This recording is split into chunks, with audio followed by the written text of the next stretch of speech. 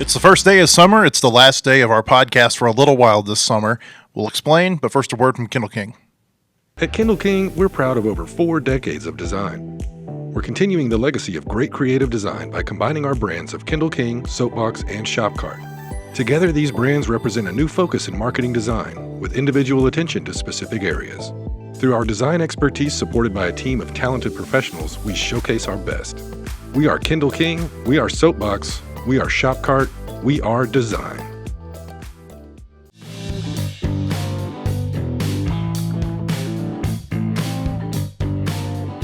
So this show, when we started last August, didn't really know what it was going to be like, but I think what it has evolved into is a show that is reactionary, previews, reactions.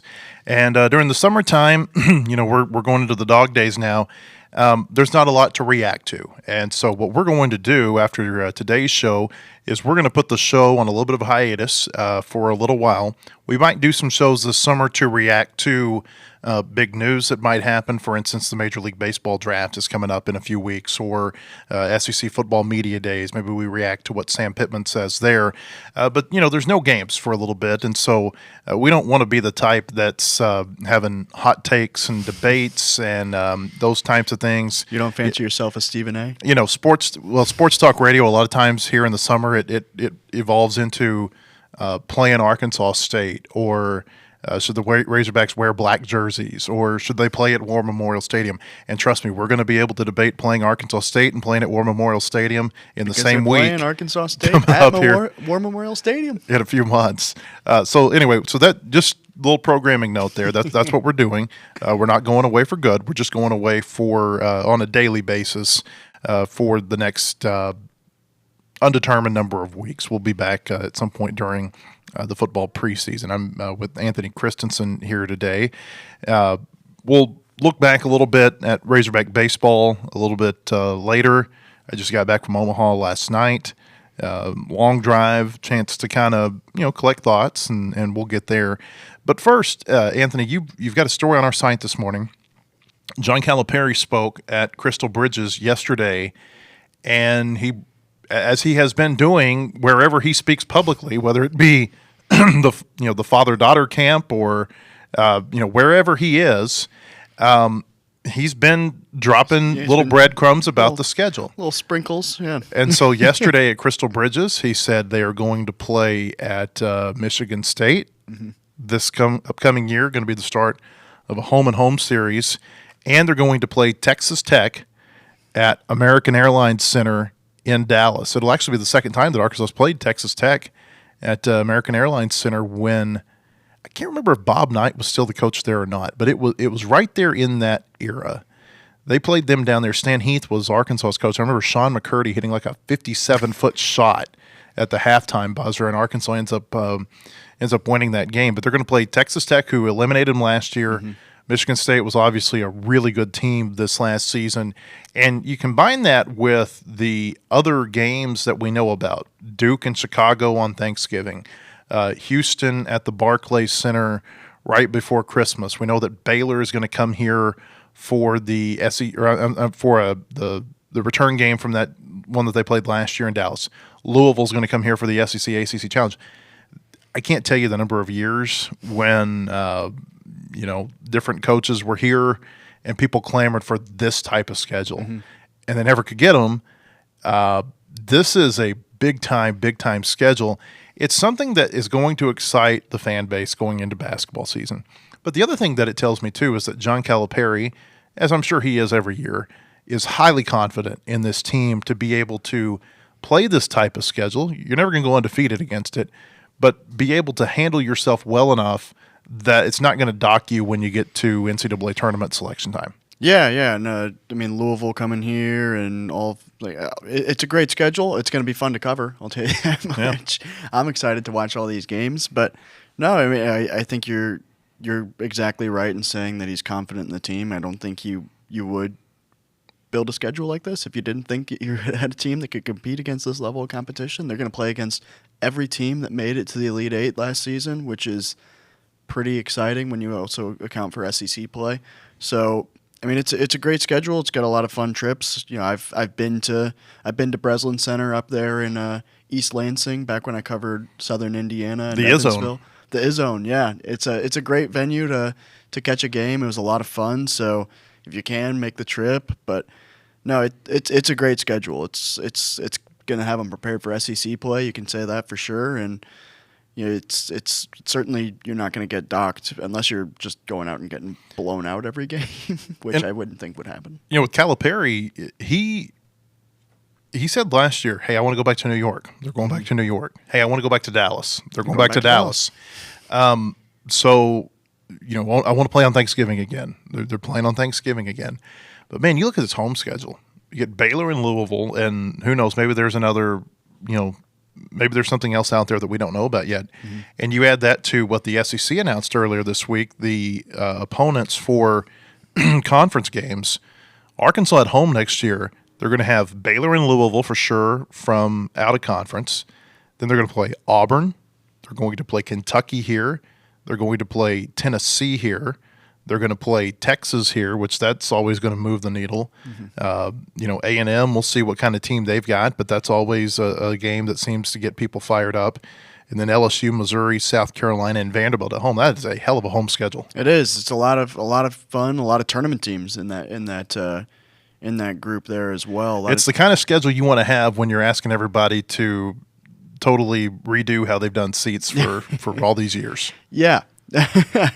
Yes, no, for sure. But you know, it's a great home schedule. It's gonna be a lot of fun. I'm intrigued to see who they get for the opener. I would imagine they're probably not going to open against Baylor on November 4th or whatever. I think the 3rd is the first day they can play. November 3rd. So I can't imagine it's going to be Baylor or somebody huge for the first game. But I would imagine they're probably looking for, you know, those teams that are like Lipscomb level that are going to be tournament teams. What if it was Baylor on November 3rd? It would be a lot of fun. What if they just came out of the gate and said, we're going to play Baylor first? And I mean, hey, cool. Scott Drew he's not one to back away from an opening night challenge. I wish college basketball had more of these marquee games on that first night. Make it a big deal. You know, and I get that people look forward to being able to see their team play, but like what happens a lot of times is that early season basketball, it gets overshadowed by the fact that you got football going on at the same time. And I feel like if you could make like on that Monday night, and I know you got Monday night football to deal with at that time of year, but on Monday night, just make it this big blowout thing for people who love college basketball and they don't care about the NFL. That's me. It is you. But, you know, like where they can have this big, you know, kind of celebratory night for college basketball. It used to be that way, I feel like, when I was younger, but the basketball season used to always not start until more like Thanksgiving time. Mm-hmm. And so as they've, you know, continually kind of inched it up a little bit more, I feel like you see fewer of those marquee matchups on that opening night. Yeah, I mean, I think we're maybe starting to see it creep back into that a little bit. I mean, last year you had Baylor playing in Gonzaga an opening night, which was a lot of fun on paper, but then in practice Gonzaga won, I think, by 40, if I remember correctly. But I mean, that's a marquee matchup that got people excited. I mean, there's a lot of fun non-conference games that are going to be really good, even beyond the Arkansas schedule. I'm not going to go into, you know, all of the really fun non-conference games that are coming up, but you know, I think they're starting to creep back into that. I mean, you're seeing fewer, not that there's not going to be those out there, but you're seeing fewer power conference teams having, you know, Maryland Eastern Shore followed by NC Central, followed by Lemoyne, followed by, you know, et cetera, et cetera. Mm-hmm. No disrespect to those teams, but those are teams that you expect to kind of walk over if you're a team in a power conference. So I like schedules like this. I think it's great that teams are filling out their schedules with, you know, high level competition. And my only gripe is that I would like to see some more teams play against the really high level mid major teams like the Drakes, the St. Louis's, and teams like that. But one step at a time, I guess. Can I take back everything I just said? The Cowboys play Monday Night Football on that first night of college basketball season. So you can take it back for you. I will not be watching. Take it back for me.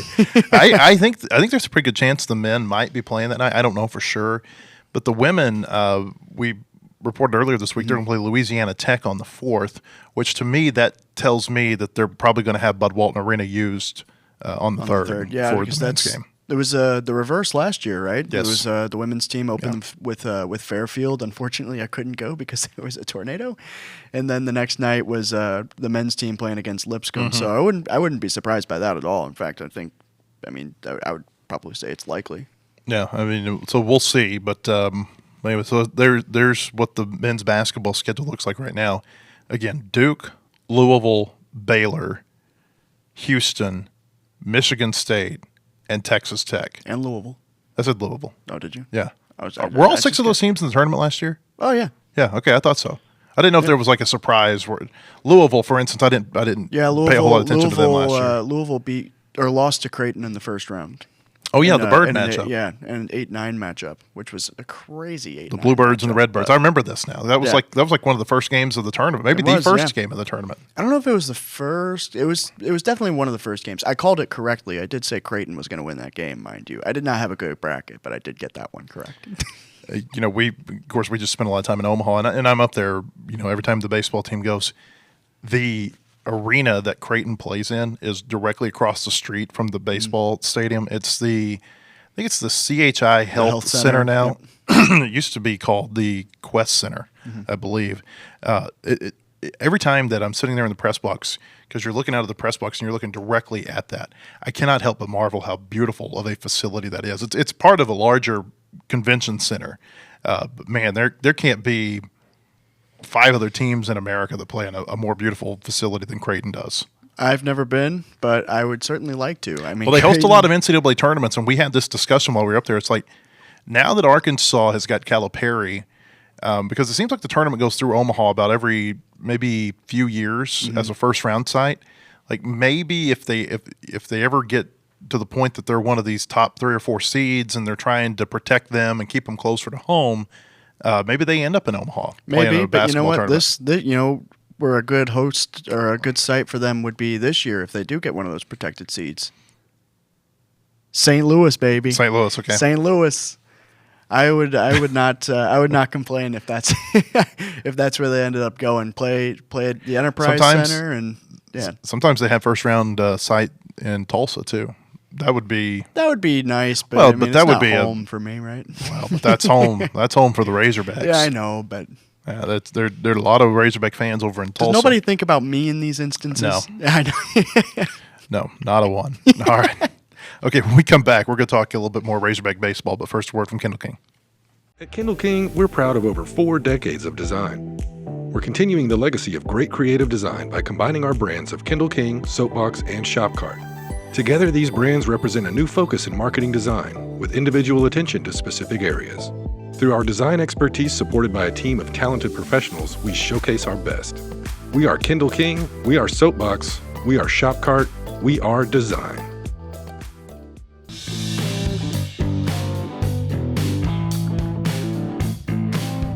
Hey, welcome back. I want to tell you about our friends at Bentonville Glass. They've been serving their community since 1971. Committed, professional, versatile. If you're looking for a quality leader in Northwest Arkansas or looking for skilled craftsmanship, look no further than Bentonville Glass for all your glass market needs with the highest quality products. You can come by and see them now at 507 South Main in Bentonville or online at bentonvilleglass.com. You can get the latest breaking news on all Razorback sports at wholehogsports.com. Most in-depth source for all Arkansas sports. We have analysis, latest in recruiting, unique stories on all your favorite teams. Subscribe today at wholehogsports.com. We're talking about the basketball schedule. Also there's this talk about playing Memphis in an exhibition game over there as part of something with St. Jude. I don't know if that's going to materialize, but certainly we've heard that that's a possibility. So would be fun. Incredible. Calipari gets it. Mm-hmm. Calipari is a showman. Oh, and yeah. I mean, and he knows how to create the environments for which to, put on the show. Yeah, there you go. There you go. No, for sure. Yeah. but it's fun. I hope the Memphis thing happens because I personally I love going to Memphis. It'll be there will be something big. Like if Memphis falls through, he will figure out how to do something big in the preseason. Yeah, I would imagine so. Like, I mean, the Kansas exhibition last year was a ton of fun, and obviously they went to TCU. Yeah, Dickies Arena. Yeah, and obviously, I mean, both those games were for charity, which is awesome. So I'd imagine they'd they're not playing Eastern Central Oklahoma State anymore for exhibition games.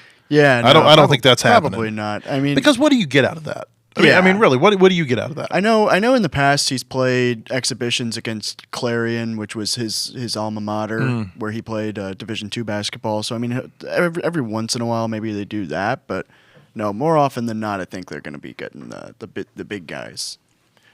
All right, let's pivot to talking about baseball here.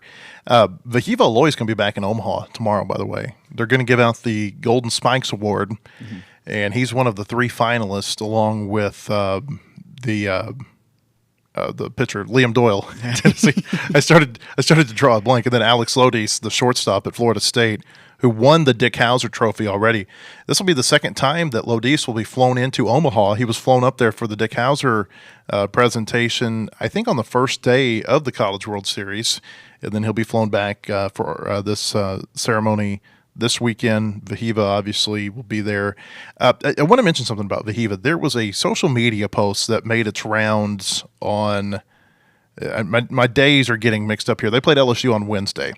So late Wednesday night, a picture of Dave Van Horn, Gabe Gackle, and Ryder Helfrich at the podium. They're in the interview room with an empty seat with Vahiva's name in front of it. So here's what happened is that just to kind of give people a little bit behind the scenes of what happens at the College World Series, there is an NCAA rep who comes and I believe that it's the NCAA who chooses the participants you see this at basketball too. They choose the participants who are going to be in the press conference. They come in, coach will give an opening statement, you ask the players questions, they get up and leave, and then it's just a coach press conference the rest of the way. And these are timed. I don't know exactly what the time is, but I mean, the person who is moderating is sitting up there at the table too, and he's looking at his phone with a timer. And, once it gets down to a minute, okay, we're going to take the last question here from, front, center, left seat or something. So what happened with Vahiva the other day, game ends. Of course, the players kind of linger around the field. Tough loss, just a total, gut-wrenching loss for them. Players kind of linger around the field. It takes a while for the NCAA rep to find him. And by the time they and remember, this is all late at night, and so everybody's on deadline. There's a little bit of a hurriedness to it. And so by the time they bring him to the interview room, the press conference has already started. The NCAA decided, or the people who are in charge of the press conference room, they decided we're going to go ahead and get this going. And so instead of bringing him up on stage and having him walk behind, players who are already speaking, they make the decision to put him in a holding area, which is right outside the interview room. This holding area is an area that's got a screen around it and some like a couple of couches, some chairs in there. And say like when Arkansas is doing their press conference, that might be where LSU's coaches and players are waiting until it's their time to come in there. So he's sitting in the holding area. And then the decision was made, we're not going to do a one-on-one interview with Vahiva Aloy. Go ahead and go get on the bus. So that's what happened with Vahiva. I think I may have even said something yesterday to the extent of he didn't show up for the press conference. That wasn't necessarily true. What happened was he did not show up on time for the press conference due to all of these other circumstances that were happening there in Omaha. And then I just I explained the rest of it to you. But hopefully that clears that up. I did feel bad for him that there was this narrative out there that he skipped the post-game press conference. And honestly, I was glad to learn about this because I do feel like it's important and I've always felt like it was important for this, but I feel like this now more so. These are professional sports. College sports are pro sports. And if you're going to teach your athletes how to prepare for pro sports, one of the things you have to do is you have to let them face the music after a game. So I was happy that he did show up, and it wasn't just a situation of he just felt like he didn't want to answer the questions. Mm-hmm. Yeah, no, it's. I mean, obviously, like you mentioned, it's. I mean, anytime you lose and your season's over, it's it's going to be a tough loss. I mean, I've experienced everybody who's been an athlete has experienced that. So, I mean, no, I don't think anybody wants to talk in that situation, and obviously I understand that you don't want to, but it is part of it, and I'm happy that it's been cleared up for sure.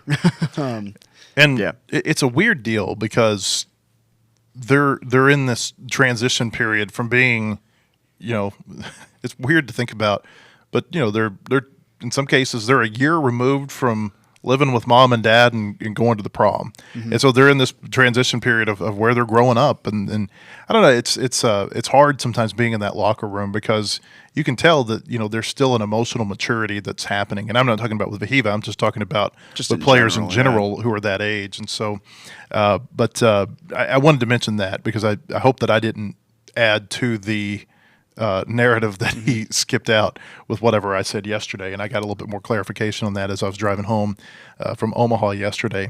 When I think about this season, I think LSU's the best baseball team in America, and Coastal Carolina may be. Coastal Carolina just has not challenged itself the way that LSU has. Mm-hmm. There's a big difference between playing SEC teams every week and playing in the Sun Belt, where Southern Miss is a really good team and Troy is a really good team. But who else is there? Mm-hmm. And so we'll see over the next few days. But I just think Arkansas ran into the best team in America. I think Arkansas may be the second or third best team in America, but they're not the best team this year. Mm-hmm. LSU was a better team than Arkansas. Yeah, I think you also touched on it too. I mean, Arkansas had 5 games against LSU and went 1-4. So I don't think there's any questioning that, at least in that head-to-head. I mean, LSU had the juice, I guess, if you will. But they had the big moments late in those games. Mm-hmm. Like they were the better closer, the better finisher. If Arkansas can close that game, that series opener against them in Baton Rouge after 1:00 in the morning, then they win that series. If Arkansas can close that game the other night when they should have, they should have beaten LSU on Wednesday night, then they would have played yesterday, and who knows what may happen. Mm-hmm. But LSU, there's something about LSU across multiple sports. It's not just baseball; it's football too. There's this belief within the LSU programs, and it's maybe you can use the word culture. I don't know. And it's not just under one coaching staff because, it was this way under Skip Bertman, and it was this way under Paul Maneri, and it was this way under Jay Johnson. Or you think about football, it was this way under Nick Saban and Les Miles and Ed Ogeron and even Brian Kelly over the last few years, that in so many cases when they get into a late game situation, you really, if you're the team that's playing them, you fear it's like, God, this is LSU. Mm-hmm. I know what LSU does in the fourth quarter. I know what LSU does in the ninth inning. Mm-hmm. There is a culture within that program that finishes games at a really high level. Yeah, and that's why. And I say this all the time. Like in football, there's a fine line between being 4-8 and 8-4, or maybe in LSU's case between being 8-4 and 11-1. And it's how you finish games. It's how you close close games, and they do that at a really high level in football and in baseball. Yeah, no, it's exciting. It keeps you on the edge of your seat. Leave it late like that, and I think the women's basketball team qualifies for that as well. But it's interesting. It's fun. But yeah, it's a fun series coming up. I think it'll be obviously. Coastal Carolina hasn't lost in what feels like 700 years. So April 22nd was the last time. It's been a minute, hasn't it? So it should be a very fun series. I'm intrigued to see how it goes. I know you said that you think it's going to come down to a lot of the starting pitching, which hard to argue with that. But no, it'll be fun. I don't think a lot of Arkansas people care to watch LSU and Coastal because there's going to be so much. What if Arkansas was there in that game? So I don't know that a lot of TV sets are going to be turned on here from the natural state. Looking forward for Arkansas in the kind of immediate. You've got a roster to build for next year, and this is going to be really interesting to see how this goes, because next year is when the House settlement, the fallout from that, all of the rules that were built into that settlement, they go into place, I believe, on July 1st. Mm-hmm. And so there's a lot of uncertainty right now about, in college baseball, the rule is that you can have a 35-man roster. The past few years, it's been a 40-man roster. Before that was a 35-man roster. The 40-man came after COVID, and I think probably to help with just finding places for some of these players to play who had all this extra eligibility. Mm-hmm. Now it's going to be a 34-man roster, and is that 34-man at the beginning of January, or is that 34-man in August? Because that's a big deal. Mm. What happens if you're in August and or October and you're going through fall ball and you got a couple 3 pitchers that all of a sudden they got to have Tommy John surgery? Well, now that really affects you. Mm-hmm. And so this is something that I think a lot of coaches are having to deal with right now, because in the old days you could carry more than the 34, and maybe you can now. I'm not 100% up on how all this is going to work out, but you could carry more than 34, and you may just have to go or the 35 or the 40, and maybe you had some redshirting players in there, and now they're not redshirting anymore, and so it's a different deal where if you're carrying 34 on your fall roster versus the old days when you were carrying 46, 48, 51 on your fall roster. And so this is interesting. Got some draft decisions that have to be made. Like Charles Davalon, for instance. I think he's going to be coveted by professional teams this year, and I tend to think that they'll probably draft him high enough that he won't be back, but I don't know. He's got an extra year of leverage. He's a draft-eligible sophomore. There's a lot of pitchers who I think they're going to lose off of this year's staff. Obviously, Zach Root's going to be gone. Gage Wood's going to be gone. I would suspect Landon Beidelshees, a number of these guys that pitched in the bullpen who were juniors this year, I would think that they're gone. They're going to have back, or they should have back, barring something unforeseen, a number of position players who had big roles this year. Like, for instance, Ryder Helfrich was a sophomore. He should be back. Cam Kozel, I would think that he would be back. Nolan Souza will be rehabbed from his shoulder surgery probably end of October. Gabe Frazier, he played quite a bit. Kahio Aloy. And then like I said, there's going to be some players who have a decision whether to make. Like, how about Brent Iredell? He's got a decision to make. Does he go pro this year, or does he try to come back for another year? And if he comes back for another year, is he the best third baseman that's on the roster? Because they're going out and they're going through the transfer portal right now, and they're going to bring in quality players when they have a chance to. I talked to Nate Thompson up in Omaha, and we talked about what this year is going to be like in terms of transfer portal. And he said a lot of years you're looking for quantity because you might be losing a lot of players.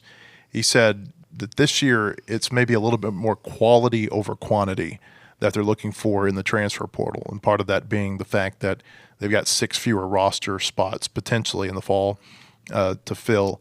So it's a weird offseason for baseball. And then you throw on top of that, they went to Omaha like they wanted to do. They got deep into Omaha like they wanted to do.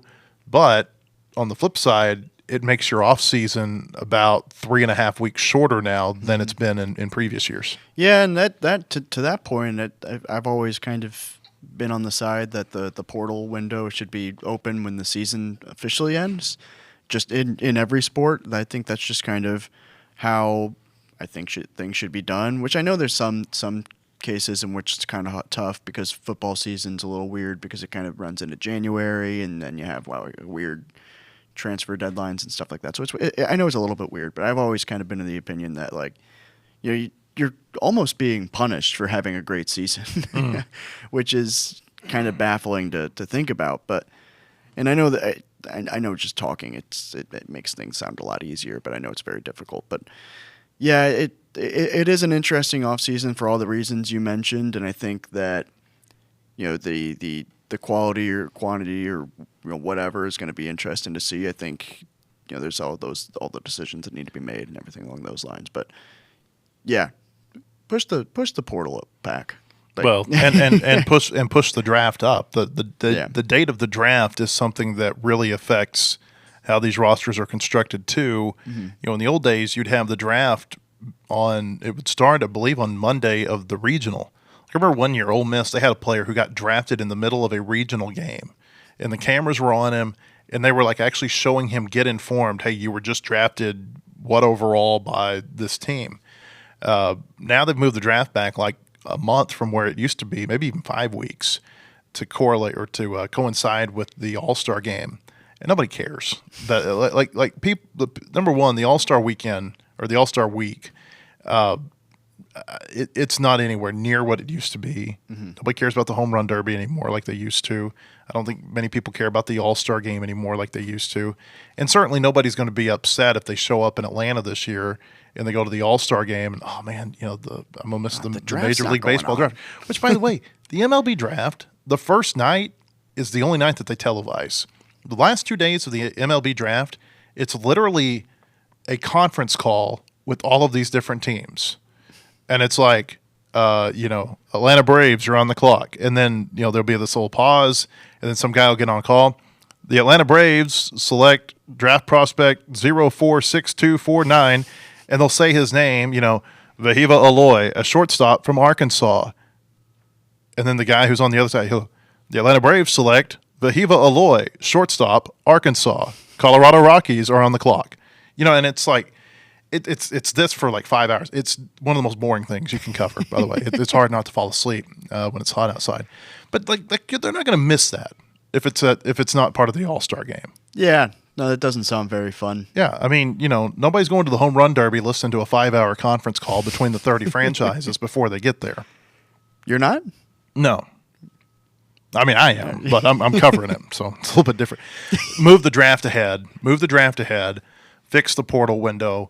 You can fix a lot of this madness that I feel like happens during the offseason. And that goes, the draft is a little bit unique to Major League or to baseball, college baseball. But the portal window, that applies, I think, to all sports. Yeah, no, and like I keep saying, I know it's more difficult than it sounds. Just like, hey, push it back, so these teams are not having to deal with portal recruiting and the College World Series or NCAA tournament or whatever it may be at the same time. I know that's it's more difficult than just saying it, but like it's something has to be done because I mean. Coastal Carolina and LSU are playing for a national championship while all their conference rivals are now able to just solely focus on recruiting and catching them. So it not that it's unfair because obviously people are going to want to play for those teams, but like it is a disadvantage in the recruiting world, I guess. A couple more thoughts real quick on this year's Razorback baseball team. I hope people appreciate, and I think most people do, I hope they appreciate how good this team was. And the fact that they ran into a really good LSU team in the semifinals, and that's why they're not playing for a national championship. LSU, like I said, they're just better this year, but this was a good team.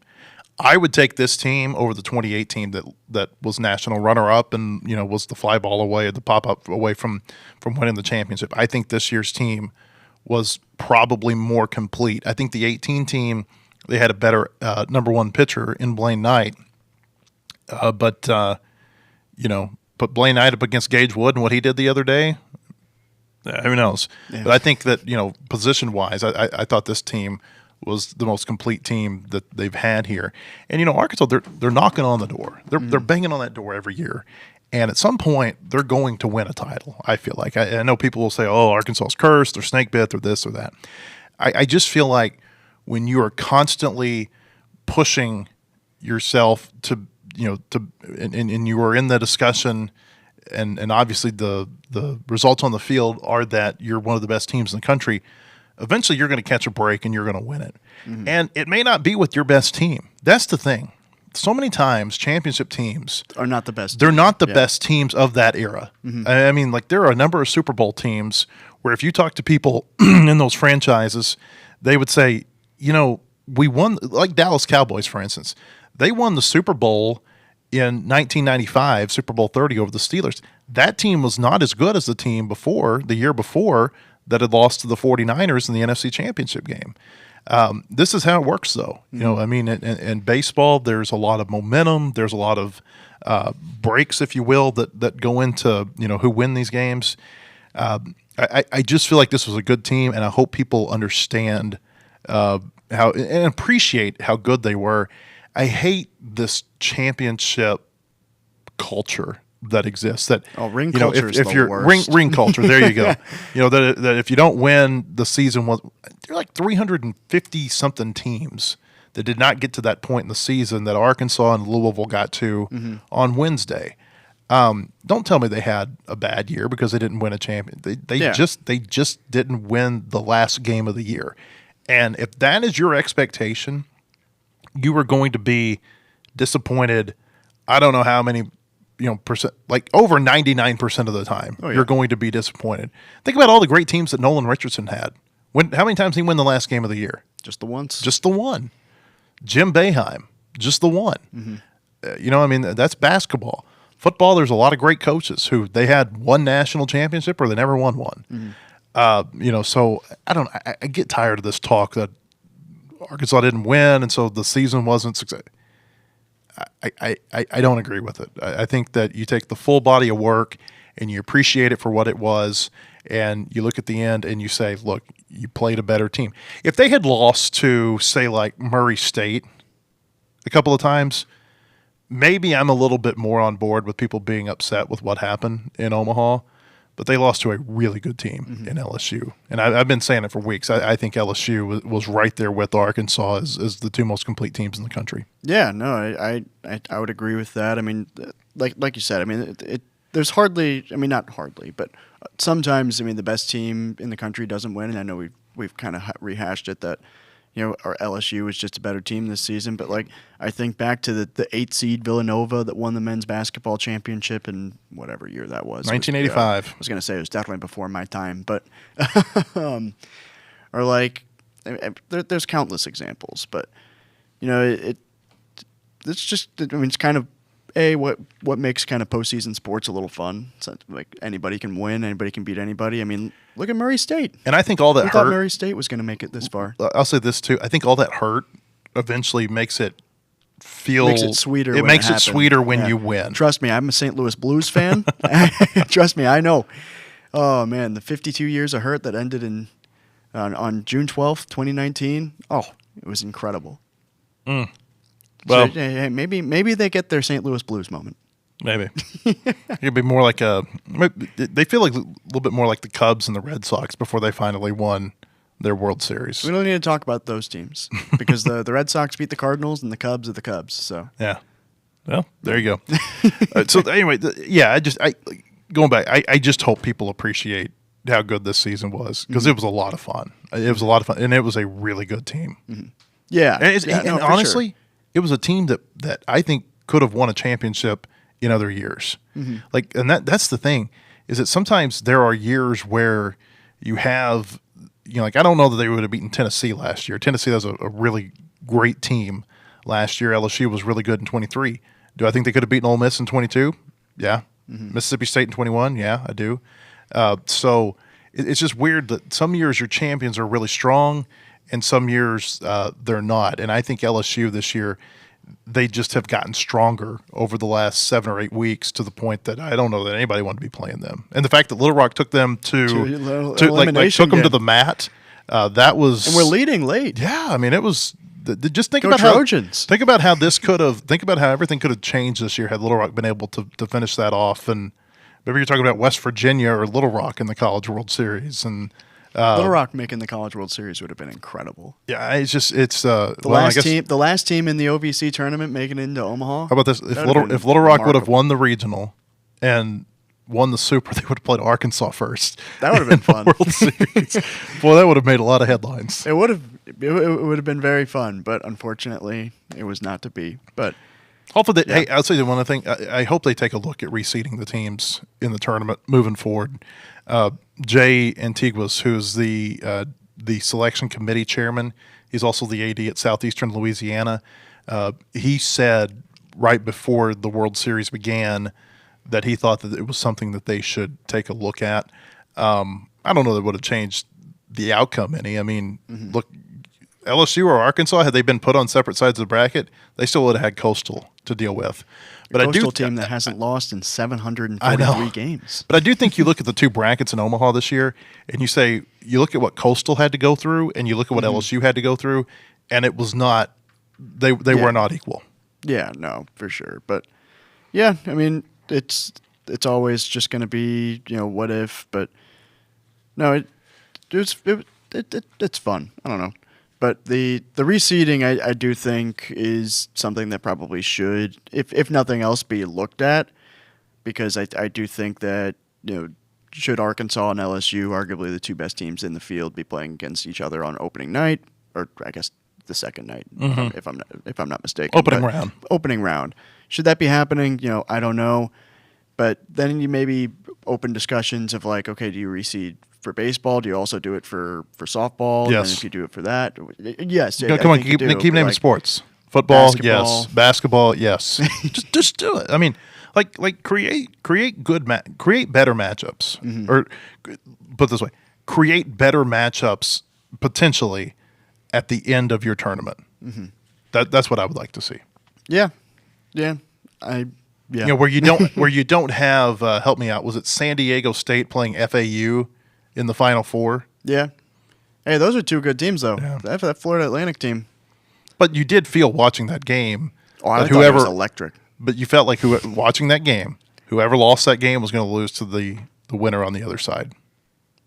Maybe. I felt like if Florida Atlantic most ended up people winning, felt that way. I was like, maybe this really is the team of destiny.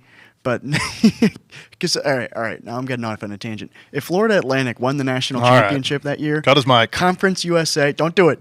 Conference USA would have won the national championship, the CBI, and the NIT. How about that? Now none of those teams are in Conference USA anymore. Yeah, nobody in a Razorback audience cares about this. All right. Hey, we appreciate everybody being with us for all these shows here over the last several months. Again, we're going to be back in August some point, and we will have some shows before then, but on a more routine basis in August once football season starts. Hopefully we'll be a little bit more tan and a little bit more rested by the time that comes around. We appreciate everyone being with us. Hope that we see you throughout the summer at wholehogsports.com. Have a great day, everybody.